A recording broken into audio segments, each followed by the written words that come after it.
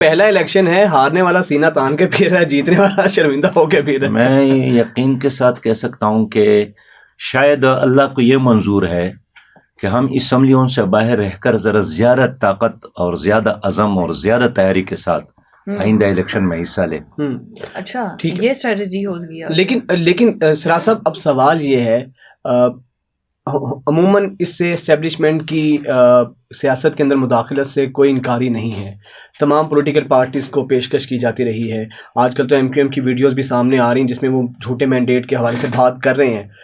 آپ کو بھی کبھی ایسا ہوا ہے کہ آپ کو نہیں لگتا کہ پاکستانی سیاست میں جہاں پہ اتنا مرکزی کردار ہے اسٹیبلشمنٹ کا، وہاں پر جب آپ کی اکیلی جماعت سینٹ کے اندر، پارلیمنٹ کے اندر آرمی چیف کی ایکسٹینشن کے اوپر اس کو ووٹ نہیں دے گی، تو اس کے بعد پھر جس طرح آپ نے ایف اے ٹی ایف کی بات کی ہے باقی معاملات پر، تو اس کے بعد نہیں لگتا کہ پھر حقیقت سے وہ مقبولیت سے زیادہ قبولیت میٹر کرتی ہے پاکستانی سیاست میں؟ دیکھیں، ایک ہے مفاد اور ایک ہے نظریہ اور اصول. مفاد بہت عارضی چیز ہوتی ہیں، لیکن اگر نظریہ اور اصول کے ساتھ آپ کھڑے رہیں، تاریخ آپ کا نام ہمیشہ زندہ رکھتی ہے. میں ویسی مثال پیش کرتا ہوں کہ اگر عقل کی بنیاد پر دیکھا جائے تو یزید کامیاب تھا، لیکن نظریے، اصول اور عشق کی بنیاد پر دیکھا جائے تو امام حسین کامیاب تھا. تو اس لیے ہم اصولوں کے ساتھ کھڑے تھے اس وقت بھی اور آج بھی.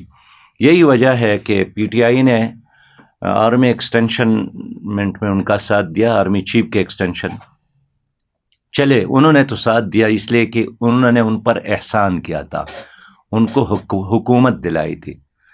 لیکن پیپلز پارٹی نے بھی ساتھ دیا، اور اس سے بھی آگے بڑھ کر بڑے دلچسپ بات یہ ہے کہ مسلم لیگ نے بھی ساتھ دیا، جن کا نعرہ یہ تھا کہ ہمیں کیوں نکالا گیا، جن کا نعرہ دیتا کہ ووٹ کو عزت دو. اس کے باوجود بھی ہم نے ساتھ نہیں دیا.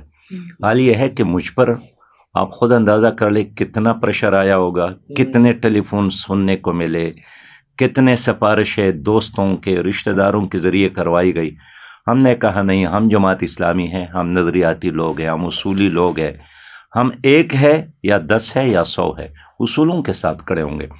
میں اس لیے کہنا چاہتا ہوں کہ ہمارا شروع سے یہ موقف ہے کہ سیاست میں اسٹیبلشمنٹ کا کردار خود اسٹیبلشمنٹ کے لیے تباہ کن ہے. لوگ اس کو ایک فریق سمجھتا ہے، لوگ پھر اس سے نفرت کرنے لگتے ہیں. لوگ اشاروں کنایوں میں پہلے بات کرتے تھے، اب کھل کر بات کرتے ہیں. اس پر ان کو تکلیف بھی ہوتی ہے کہ لوگ کیوں کھل کر بات کرتے ہیں. ایک بار ہم بیٹھے تھے، یہ گلگت بلتستان کے حوالے سے ایک اجلاس بلایا تھا باجوہ صاحب نے، یہ فیض حمید صاحب بھی تھے، اس میں جناب شہباز شریف بھی تھے، جناب بلاول صاحب بھی تھے، جناب کشمیر کا جو وزیر اعظم تھا فاروق صاحب بھی تھے. جی فاروق صاحب بھی تھے، یہ سارے لوگ تھے.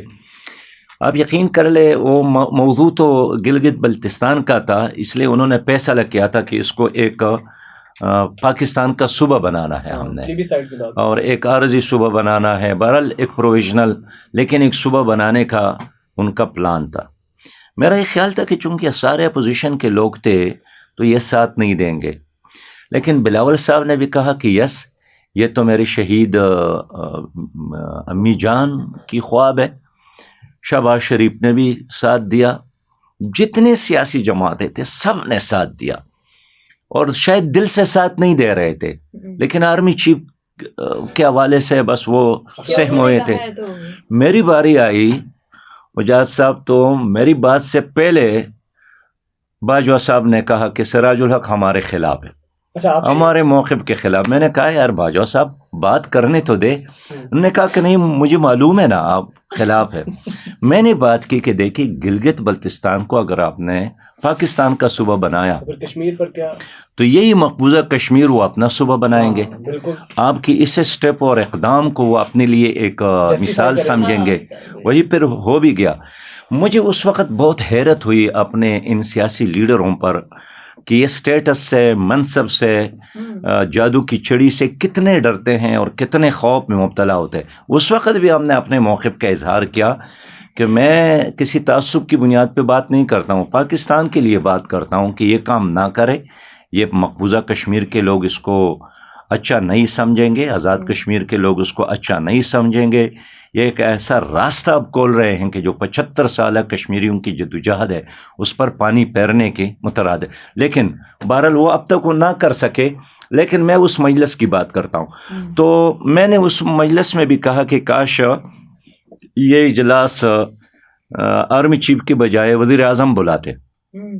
ان دنوں جناب وزیر اعظم تھے جناب عمران خان صاحب، لیکن اس نے یہ تکلیف نہیں کی.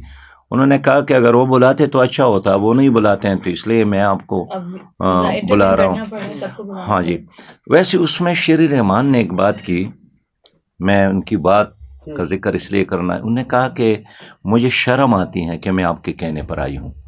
اچھا. ہاں، لیکن کاش یہ اجلاس وزیر اعظم جس کے ساتھ ہمارا اختلاف ہے وہ بلاتے اور ہم آتے تو ہماری ڈگنیٹی اور عزت اور ایک سیاستدان سے مل کر بات کرنے میں ایک وقار محسوس کرتا ہے. میں اس لیے عرض یہ کرتا ہوں کہ ہم جب یہ بات کرتے ہیں نا کہ اسٹیبلشمنٹ سیاست سے مداخلت نہ کرے تو یہ فوج سے نفرت کی بنیاد پہ نہیں کرتے، اس لیے کہ فوج تو ہماری ہے، آپ میں سب ہم ٹیکس دیتے ہیں تو اس کا نظام چلتا ہے. ان کے ہاتھ میں گن ہمارا ہے، ان کی گاڑی ہماری ہے، ان کا ساتھ توپ ہمارا ہے، ٹینک ہمارا ہے، جہاز ہمارے ہیں، یہ سارے ہمارے ہیں. لیکن ہمارے ہوتے ہوئے وہ جب اپنا وزن کسی ایک پارٹی کے پلڑے میں ڈالتا ہے وہ فریق بن جاتا ہے. یہ کام اگر عدالت یا کوئی الیکشن کمیشن جو بھی کرتا ہے وہ فریق بنتا ہے، تاریخ میں ان کو اس لسٹ میں شامل کیا جاتا ہے کہ اس نے اپنے عہدے کے ساتھ انصاف نہیں کیا.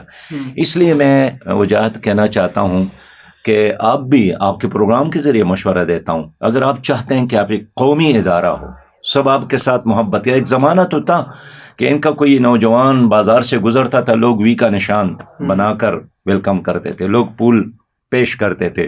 اب وہ نہیں رہا. اس کی بنیادی وجہ یہی ہے کہ شاید سیاست میں تو یہ ڈے ون ہی سے اس طرح کرتے چلے آ رہے ہوں گے، لیکن پہلے لوگوں کو پتہ نہیں تھا، اب لوگوں کو پتہ چلا، اب لوگ اس کو قبول نہیں کرتے ہیں، لوگ اس کو ہضم نہیں کرتے ہیں. اس لیے میرا اب بھی یہ مشورہ ہے کہ ہماری فوج تکڑی ہو، ہماری فوج مضبوط ہو، ہماری فوج باعزت ہو، ہماری فوج باوقار ہو. لیکن اس کے لیے ایک ہی شرط ہے کہ وہ ایک کا نہ بنے، پوری قوم کا بنے، اور یہ تب ممکن ہے کہ وہ غیر جانبدار رہے سیاست میں.